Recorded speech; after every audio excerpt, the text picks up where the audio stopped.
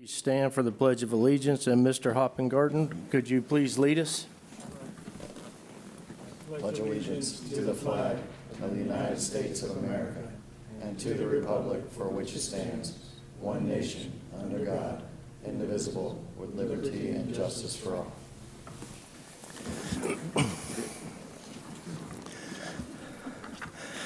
This is the Planning and Zoning Board, and Local Planning Agency is an advisory board which makes recommendations to the county commissioners who will make the final decision on all these items.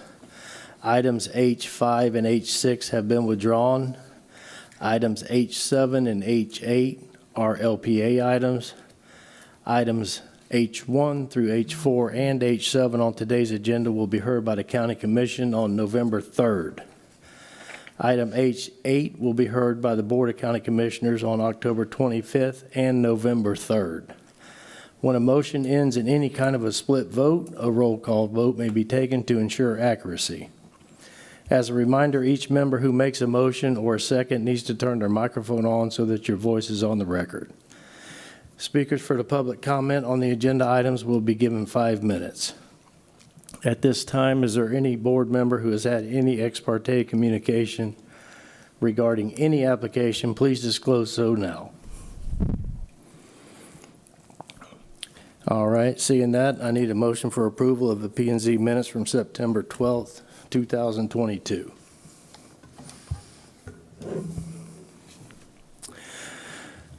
Okay, a motion by Robert. Second. A second by Ben. All those in favor say aye. Any opposed? That passed unanimously. Okay, item H1, please.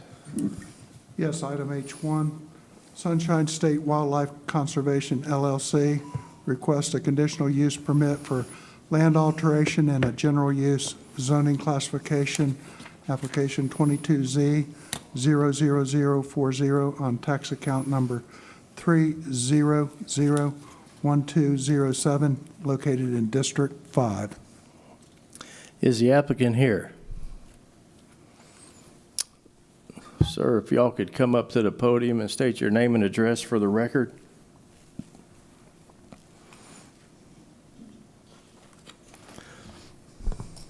Afternoon. My name is Jeff Murray. My home address is 4121 Melrose Court. That's in Melbourne, Florida, 32940. And a little summary about what you're looking to do, Jeffrey. This is just a continuation of our first phase of a mining operation. General fill, crush coquina, supply a lot of the road work in the county, and we don't plan on any explosives, and it's just all mechanical excavation. You might need some there. There's some rock there. If you could hold right there. Does anyone in the audience want to speak for or against this item? That's very good news. Seeing that, I bring it back to the board. Do we have any questions for the applicant? Just ask one question. Yes, ma'am. Miss Liz. I apologize for being late. The land alteration permit on the property, the original property, did that exclude the blasting and explosives, or is it just? Yeah, we're basically voluntarily limiting ourselves to only mechanical excavation, no explosives. Okay. Then, if there's no other questions, I move to approve. We got one more question. 1 second, Miss Liz. Thank you. John. You're going to be doing some rock crushing also on the site. How are you handling the dust?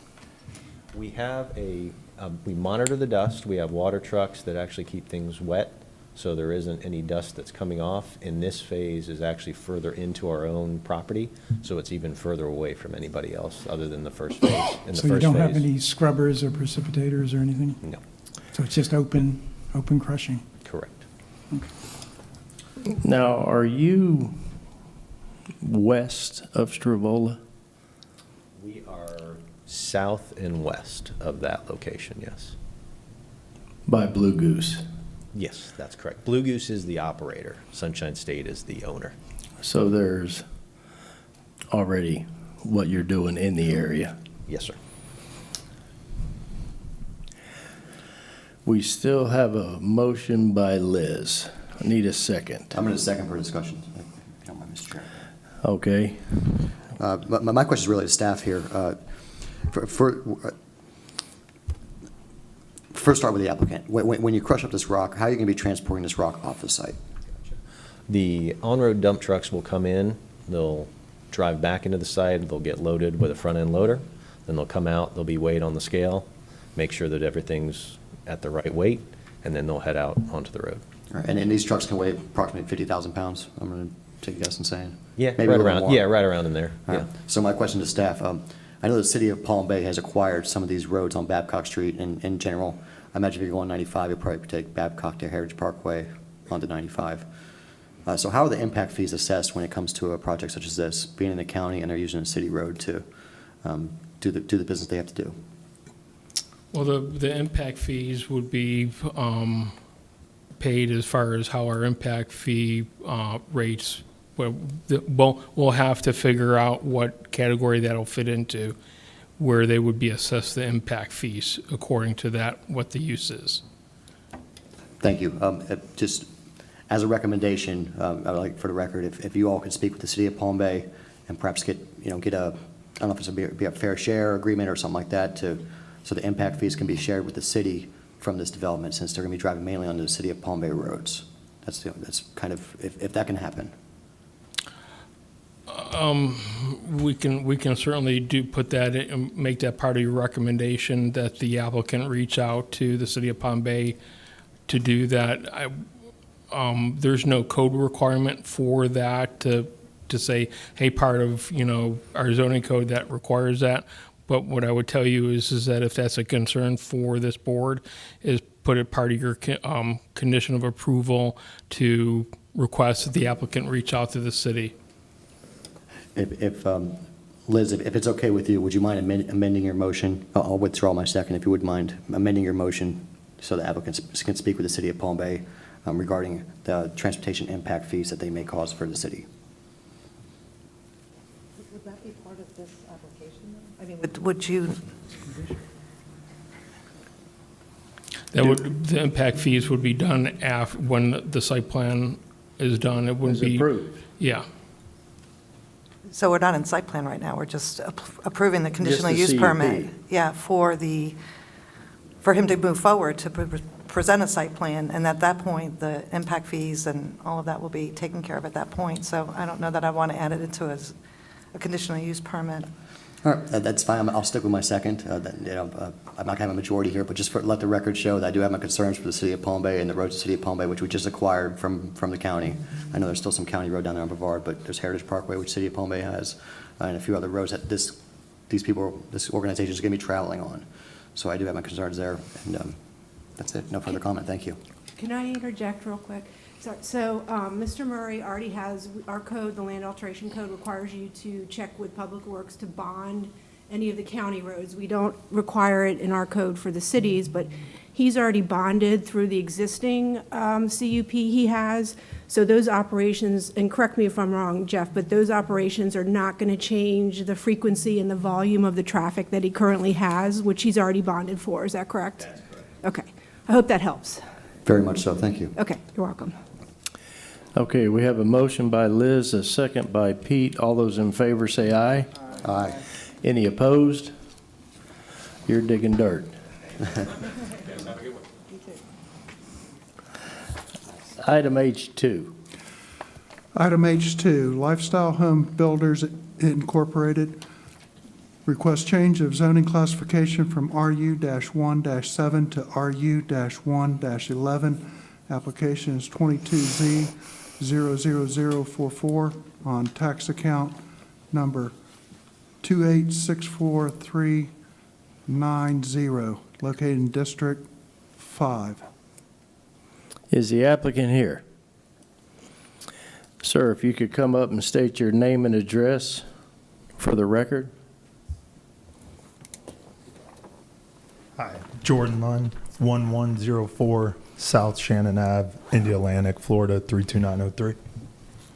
Okay, a little bit about what you're wanting to do, Mr. George. Okay, so we acquired a property in June Park, in West Melbourne. There's a little bit of issue with, there's an underlying plat that's very old that has like 25 feet by 110. So obviously don't want to build a bunch of tiny houses or anything. And then the property appraiser shows it as 6 lots split up, but I don't think that you guys recognize it that way. So we've been working with you guys. All we want to do is just turn it into 5 good-sized lots, just to replat them. Okay. If you could stay right there. Is anybody in the audience wanting to speak for or against this item? I'll speak against it. All right, hold on one second. If you could, sir, just slide over to the side, and we're going to be giving you 5 minutes to speak. If you want to come up first, sir, state your name and address for the record. My name is Matthew Balk. I live in the neighborhood, 2315 Commodore Boulevard in June Park. Lived out there almost 30 years, and what brought me into that community was there's a place off of 192 that was more like a country area. The houses had to be, I believe it was, at one time it was 75 by 125. I think now it's changed to 50 by 125. But what they want to do over there is going to change it more like the zoning would be in some place like Palm Bay. It would completely change the character of our area out there. I mean, it really would. You know, if you ever go out there and drive around, you'll see what it's like. And if you look at the lot that they want to put this on, it would make it like, you know, some of the areas in Palm Bay, and that's just not why we moved out there. You know, I see plenty of people in here that came out there for these reasons, and I've talked to, I don't know how many, but a lot of people, and I haven't heard one person be in favor of it. And, you know, I'm also worried about the septic increase. You know, I think they're going to 100% density on the septic now, and we all have wells. And I just don't see how it benefits the people that live in that community. Okay. That's really all I have to say about it. All right. Thank you, sir. Ma'am, if you would like to come up and state your name and address for the record.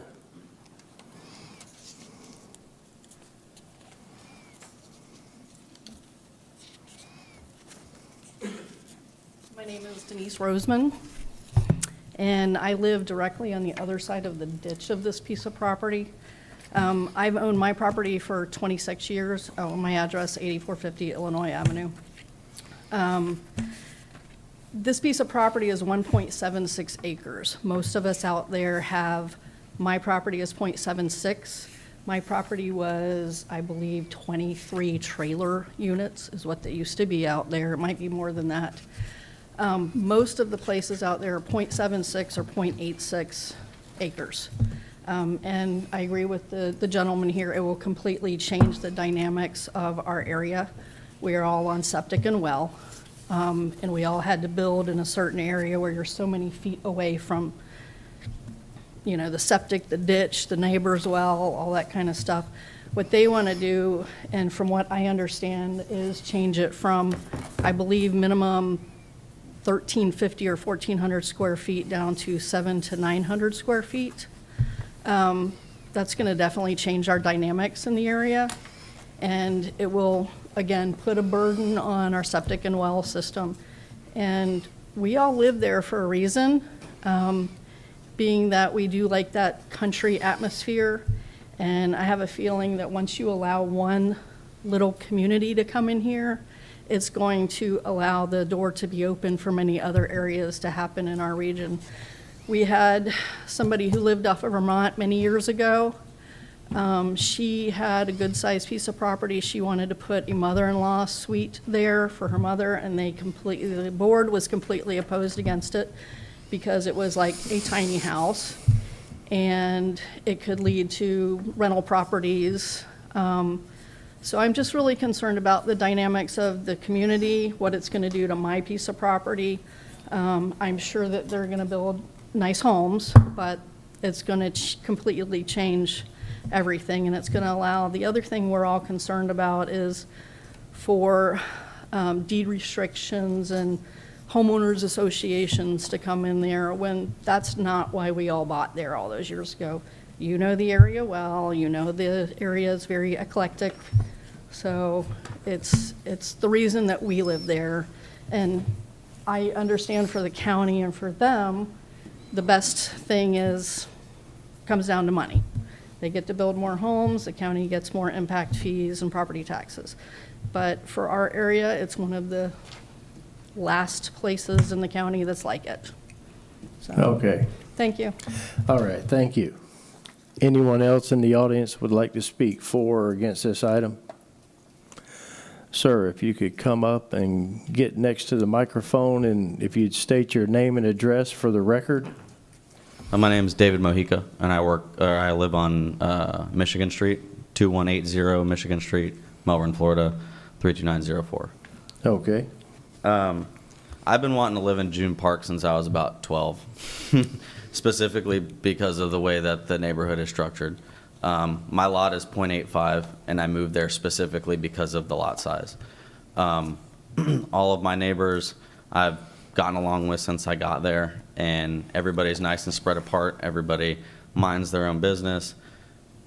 When you have a shop that you're working on your car, or you got your neighbor that's got his boat motor or his airboat motor, everybody just jives so well, and everybody's spread out, and this kind of, like everybody says, just changes the whole dynamic of that West Melbourne plot.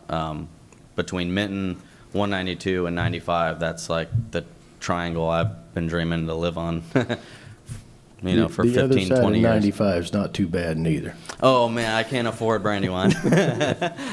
But All right. I'm also here I have two friends that live in the neighborhood as well, on Commodore and one on Miami, and they both couldn't be here because of work. So I'm representing, I guess, two other people that are opposed. One that lives on Commodore and Miami, right there across the canal.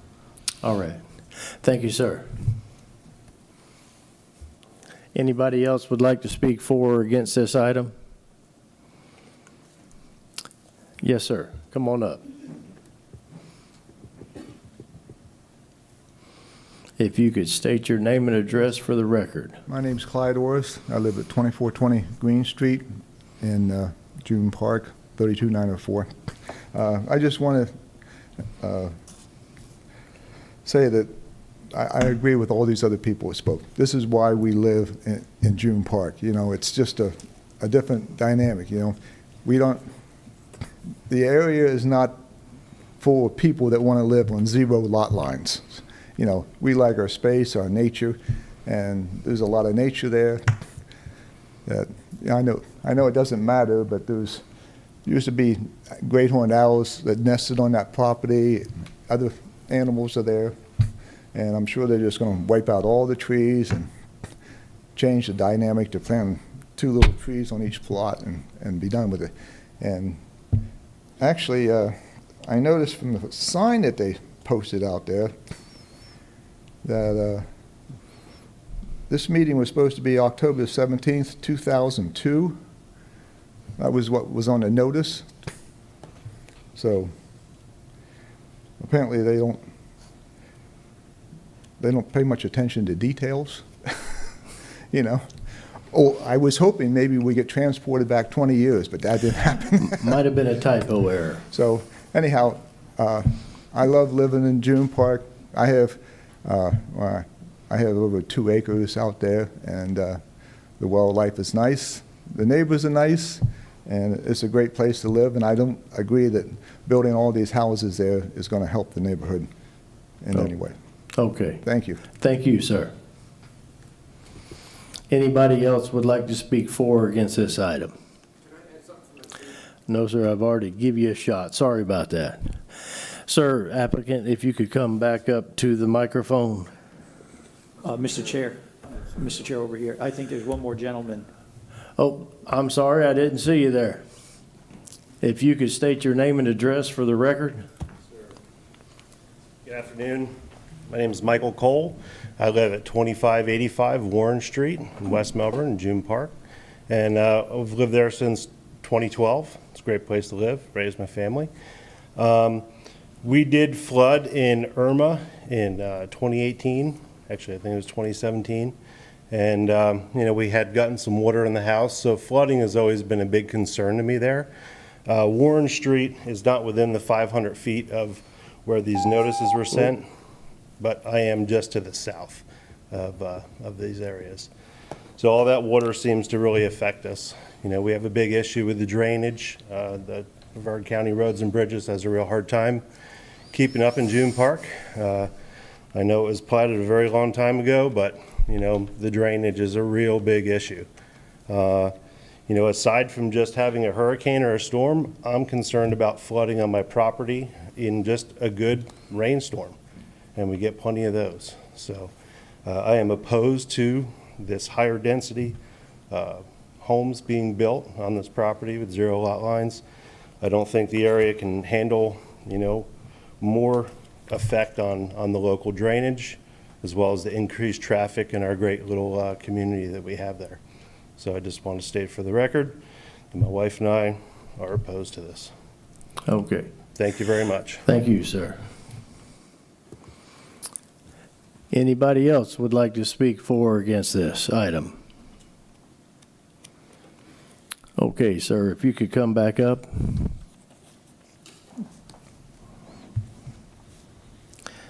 And hearing that, I bring it back to the board. Any questions for the applicant?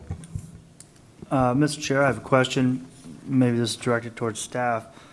I'm looking at an aerial here, and it looks like this is 6 individual lots.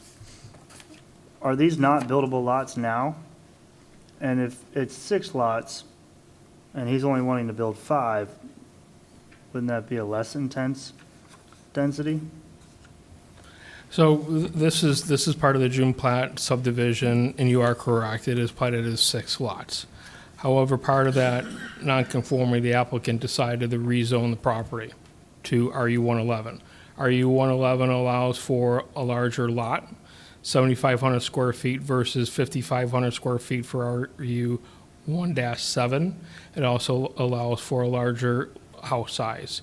So under the current zoning district, you would be able to build more lots than what the zoning that he's requesting for would allow for now. So it is a reduction in density allowed per the zoning. So he would be going from 6 to 5. 6 to 5 lots. Yes, that's correct. Right now, he has 6 lots that they own. That he could actually build on. That's correct. Mm-hmm. Yeah, because I see there's some lots across the street that are 1/4 acre, and then these are, 3 of them are 1/4 acre lots, I'm assuming, or maybe 4. 75 by 220. Yeah, June Park was platted as 25-foot wide lots by 110 feet deep. So you need 2 of them 50 feet wide by 110 to be non-conforming. The problem is that it's not consistent with the future land use of Res 4. So they're trying to upgrade it to be consistent with that too. They're trying to clean it up. Yes. Oh, okay. Makes sense. I don't have any further questions. This is something I'd be in favor of. I do understand the residents' concerns, but it's not like a bunch of duplexes are going in. It's not going to be any more dense than what potentially could already be there. So it's something I'd be in favor of. Mr. Chairman? Yes, sir. Mr. Ron. I have really a question, I think, for staff. When I look at this area, it's all RU17, and yet it's Res 4. I mean, it seems to me that we, the county, created a problem for any landowner who wants to build out there. He's going to have to come before us and have something done, like this gentleman is doing, in order to develop any property. Is that right? For whatever reason at the time, the land use and the zoning didn't match what the development trends were out there. With that being said, if you were to want to develop it, you would have to either change the land use or change the zoning in this case. So to answer your question is no, the land use and zoning does not match the development trends of what's out there. So with that being said, this is kind of an eclectic area that has, based on our analysis, a quarter acre to up to an acre and a half property sizes. But with that being said, the predominant zoning district out there is RU17. It just looked to me like whenever that was done, we created a whole bunch of work for ourselves that we didn't need to do. But that was done in the past, so there's nothing we can do about it. I guess I'd say I'm disappointed in how that happened. But the other thing I wanted to ask, or let everybody know, you are only building 5 houses, right? So, And there's no HOA or anything. They're just okay. trying to split them into 5 good-sized lots. What size lots are they going to be, do you know? 75 by 210 are 3 of them, and the other ones are, because they're on Henry, like 100 by 110, I believe, or 110 by 110 on Henry, 125 on Commodore. Okay, 2 of those, and the other 3 are 75 by 210. okay. So the goal was to get rid of those flag lots. You see those 2 that come through. Right. It's just going to make it, with Well, septics and it's- everything, going to be tough. It's actually less density and it's cleaning it up. Yeah. Yep. I don't have an objection. And they just built a new house in 2019 right next to it, right next to the property. Any other questions for the applicant? Mr. Chairman, so this will continue to be well and septic? Yes. And you've already done your own analysis that you're going to be far enough from your neighbors' wells and drainage conveyance systems? Yeah. Okay. And we use engineered drainage and, we retain all the water on our properties. So I'm not a concern there. Okay. And with the depth of 220 in your front setbacks, 20 or 25, I think we're comfortable we have plenty of space. Thank you.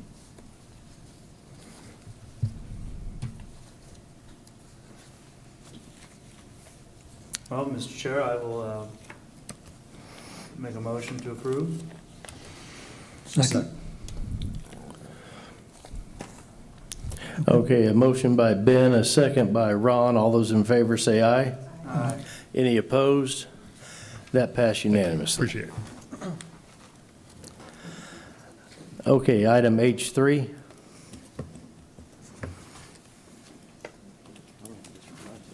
Item H3 is Daisy Mae of Brevard Incorporated, requests a change of zoning classification from BU-1-A to RU-2-12, application number 22Z00046. Tax account number is 2731679, located in District 5. Is the applicant here? Yes. Sir, if you could get as close as you could to the microphone, state your name and address for the record. My name is Luhn Andrus. I live at 407 Oak Street, Melbourne Beach, Florida, 32951.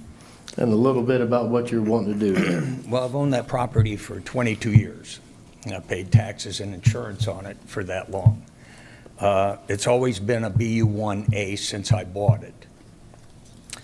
And I just really never wanted to do anything commercial on that property. It's pretty much surrounded by all townhouses and duplexes.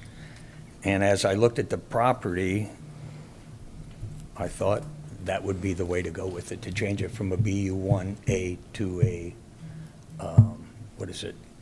RU-2-12. RU-2-12. Yeah. And this is a first for me, so I don't know what questions you might have for me. Well, what are you wanting to build on it? I was thinking of putting, if we can get it to be that multifamily, I was thinking about putting some duplexes on it. And I own the store right in the commercial property in front of it, which is Moose Ice Cream. And I got Petrillo's across the street. I got the shopping center on the other side. and then the rest of the neighborhood is pretty much townhouses and duplexes, and I think that would flow with the street and the community. So Okay. that was my thought. If you could hang right there just a minute. Anyone in the audience would like to speak for or against this item? Yes, ma'am. If you could come up and state your name and address for the record. My name is Carly Senegoy, and I live at 113 Franklin Ave, which is right down from Louis' lot. And I would love to see duplexes go in there rather than a big commercial building or any commercial setting, so I'm for it. Okay. Thank you. Anyone else would like to speak for or against this item? Okay. Hearing that, I bring it back to the board. Any questions for the applicant? Mr. Chair? Yes, sir. I'll make a motion to approve Daisy Mae of Brevard request a change of zoning classification BU 1A to RU 212. Second. Okay, we have a motion by Pete, a second by Ben. All those in favor say aye. Aye. Any opposed? That passed unanimously. Thank you, sir. Sir. Pardon me? Thank you for investing in Brevard County. Thank you. Thank you. And that's good ice cream too there, so. I'd like to say that George Ritchie, who helped us do, when we were filing the paper, He's was a good very guy. helpful.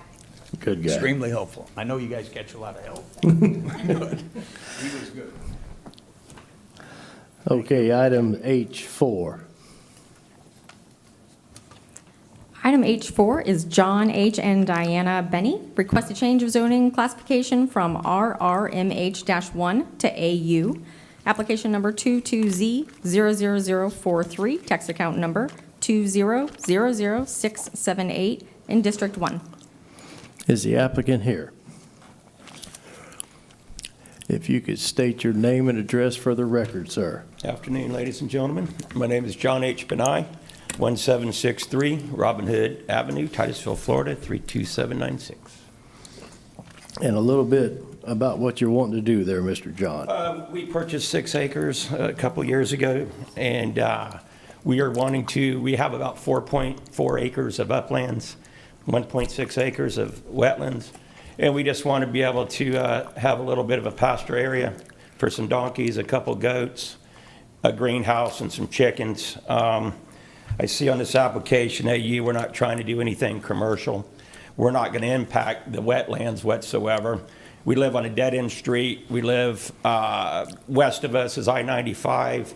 There's a couple residences to the east of our property. They have horses and a barn, and all around our neighborhood is quite a lot of livestock. We have a horse arena, and I just want to be able to utilize our land.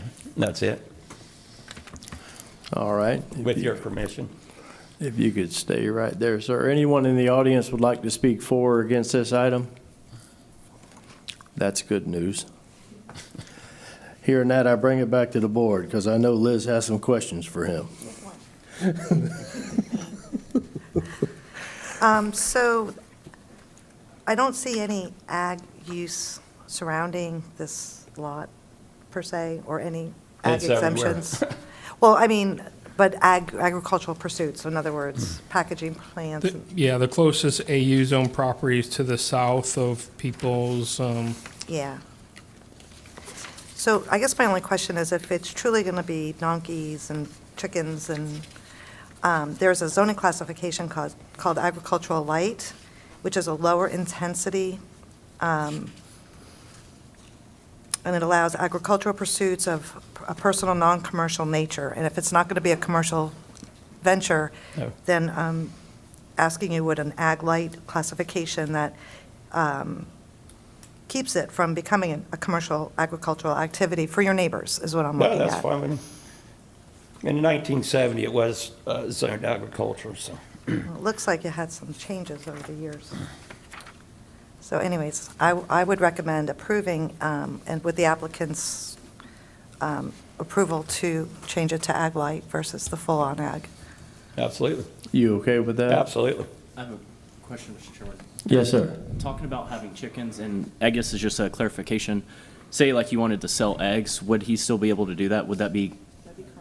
Not under ag light. Not, So, not from, is not that from the something you'd house. want to do? Or- No. Absolutely not. Okay, 'cause I know that's a simple we thing. donate. Okay. Yes, sir. I got a question about his donkeys.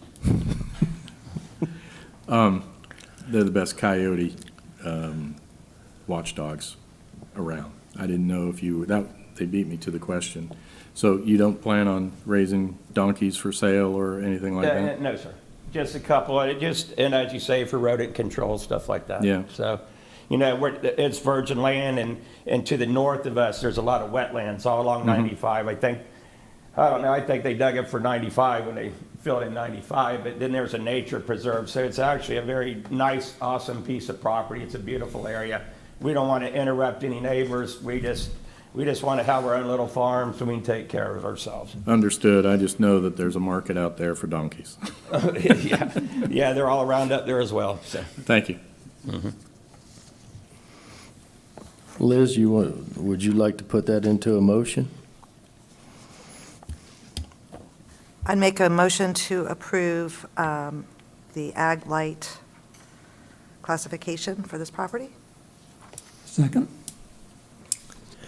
Okay, we have a motion by Liz, a second by Ron. All those in favor say aye. Aye. Any opposed? That passed unanimously. Thank you, guys. All right, thank God you. bless.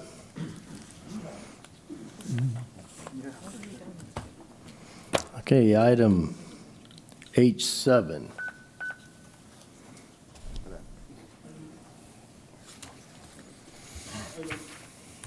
There we go. How was that? All right. So item H7 is ordinance change, or I should say an ordinance amending Chapter 62, Article 6, Section 62, 1255, regarding establishment of zoning classifications, Section 62, 1573, institutional use, and Section 62, 2106, regarding mixed use. These changes are in response to our EAR that we just approved. The only thing that it did was change the policy numbers referenced in these ordinances. It's just a cleanup for that. So Darcy, you want to speak on this item? I'm just messing with you. All right, so anyone in the audience want to speak for or against this? Seeing that, I bring it back to the board. Move to approve. Second. Motion by Liz, a second by Ben. All those in favor say aye. Aye. Any opposed? That passed unanimously. Item H8. Thank you, Mr. Chairman. Item H8 is another ordinance change amending Chapter 62, Article 6, regarding sewer lift stations, sewer vacuum stations, and other water and sewer utility infrastructure elements. This is in regarding to the Utilities Department needing a little bit more flexibility when they need to construct lift stations or vacuum stations on unplatted property.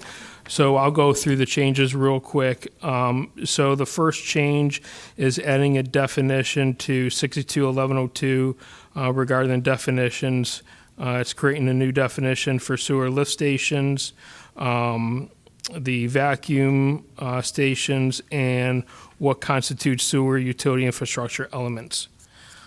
The other changes that we're proposing is we're providing for development or performance standards in section 62-1844.7 that allows for sewer lift stations if they're less than 300 square feet. There's different parameters for that. If they're greater than 300 square feet, they'll have to do some other things as well. Other changes is to 2103, the alteration of the lot size. What we've done is we added an inclusion where if we are reducing the size of the property by more than 50%, then that's considered a non-conforming lot. And so we're not having to go through the taking process with that. So it leaves the remnant piece of the property still as a non-conforming lot in that. So, and then the last change that we're doing is exemptions. And so we're adding a provision that these sewer lift stations, the sewer vacuum stations, and water utility infrastructure elements are exempt from the site planning process. So those are the changes, Mr. Chairman. Be happy to answer any questions.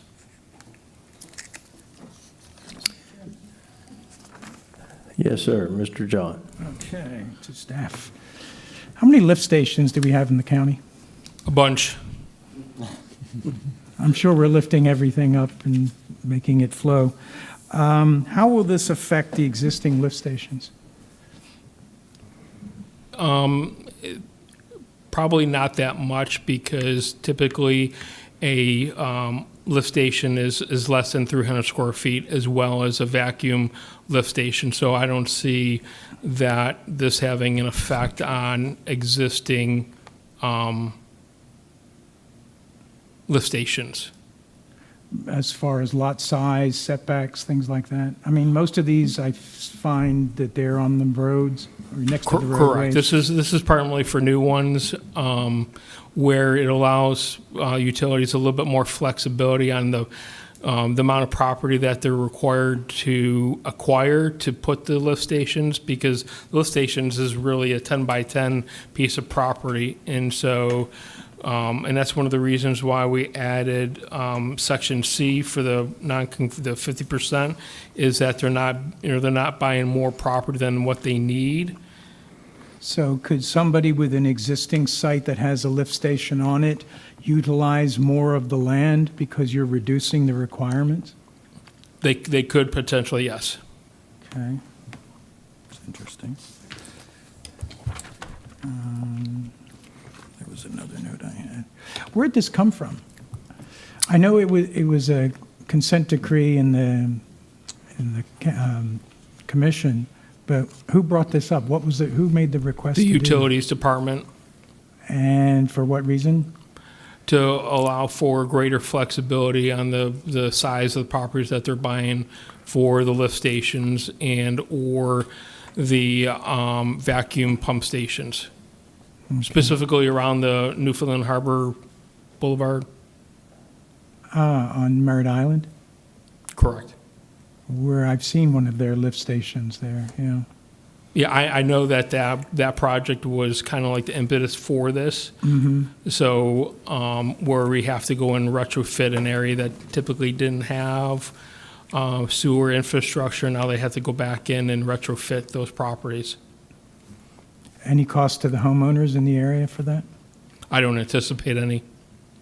Okay. And you're saying that the current ordinances do not help this? You want to change what was been done for years, correct? We're adding some more language because we didn't have a definition for what a lift station is or a vacuum station is. If you read through the proposed ordinance changes in 1844, it lists out the parameters of what they need to do. If they're more than 300 square feet, typically utilities is that these structures are less than 300 square feet, so they would have minimal setbacks that there would be required, and that if they're greater than 300 square feet, then they need to be architecturally treated to appear as a single family. Okay. How does this affect Section 22-477 and 258-27? I went searching to see where lift stations were mentioned in the code, and these two popped up, and they were both under definitions. What's the code sections? Section 258-27, and the other one is Section 22-477. 258 is public works. I don't regulate that section of code. Okay. What was the other section of the code? 22. That's the building. That's the building code. I don't regulate building code. Okay, but would there be any conflicts between those definitions and the ones that you're putting in? I don't believe so. No. Okay. Has somebody checked? Yes. Okay. Have you legal? Yeah, we'll double check that, but we didn't see any conflict at the time of drafting this, so, but we'll check that for you. Okay. Thank you, Mr. Chair. Mr. Pete? Thank you, Mr. Chair. Going off John's question, if a lift station fails, that's been there for a while, will it have to conform to these new rules, or will it be grandfathered in, per se, so to say? I really don't see where these would require additional performance standards that they would have to meet. Typically, a lift station is small enough where that they could go and do the required maintenance that they need on the property. So the answer to your question is I don't see these new performance standards affecting existing lift stations. There might be something, that they might not meet 5 feet for the setbacks, and so we can address that through a variance process. I'm trying to, so that just, high level, that would just be the only, thing that might be a hiccup, is that they might not meet the 5 feet. And that could be handled through the Board of Adjustment of variance. Okay. Final question I have here. Did the Building Construction Advisory Committee review this or go over this? They did, and they unanimously recommended approval. Thank you, sir. Mr. Chairman? Mr. Robert? I've got a couple of questions as well. In the consent, it says you're going to exempt sewer lift stations, sewer vacuum stations, and other water and sewer utility infrastructure from site plan review. Explain why site plan review would exempt, why aren't we exempting parking lots or parking lot lighting or any other element? Why would sanitary and lift stations be exempt from a site plan review? Because they're small enough and they don't have the impacts that would promulgate additional review by other departments. Typically, it's the utilities services department reviewing that through the process. So staff didn't see a need to require other departments from reviewing these. Okay. So you don't think there's an impact with some of these lift stations, particularly older ones that are failing and maybe upgraded due to an increase in zoning? Well, I don't understand your question. Well, it's a site plan review. Let's say if you were a less dense property and now you're going to a higher density property, your sanitary outflows may exceed that particular lift station. So you're going to not have a site plan review based on the newer site plan that's going to be exempt. Correct. Okay, and that's not a problem? No. Explain. Typically, the lift stations are designed and engineered through utilities. That doesn't need for traffic, for fire, or any other county departments that would need to review, such as an item for a new parking lot, for a building. Typically, lift stations are a small 10 by 10 postage stamp that has a sump and a pump and is connected to some underground pipes. Well, I've designed quite a few lift stations, and most of them were not postage stamps. When you have a larger development and your gravity flows go to a particular lift station, it could actually be a little more than this 17 by 17, 300 square foot postage stamp that you're talking about. So access, egress, pump out stations, how you're going to maintain them.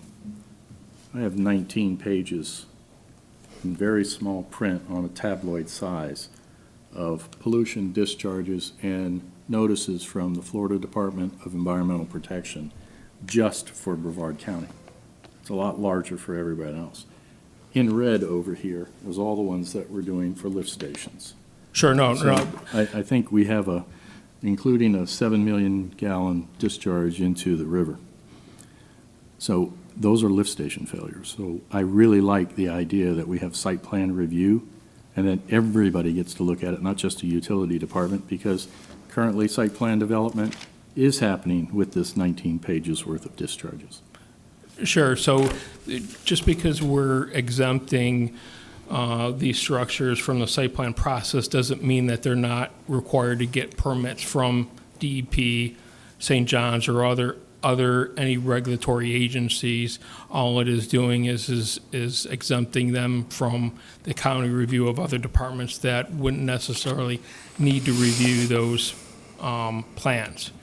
Certainly, there might be an instance where they would, and so that would be up to the utilities department to say, hey, we need to have engineering, or I should say traffic, to review that, or hey, we need to have some other entity review this part of that. Understood about the permitting process. I'm very familiar with it. But I think more sets of eyes rather than less sets of eyes is always a better thing. Thank you. Sure, I understand. Any other questions from the board?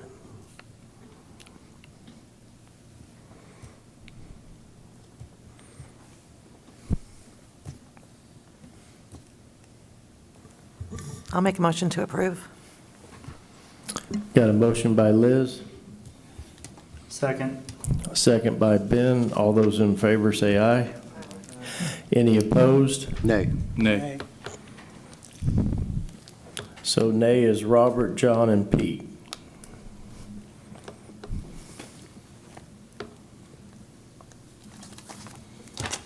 You good, Miss Jennifer?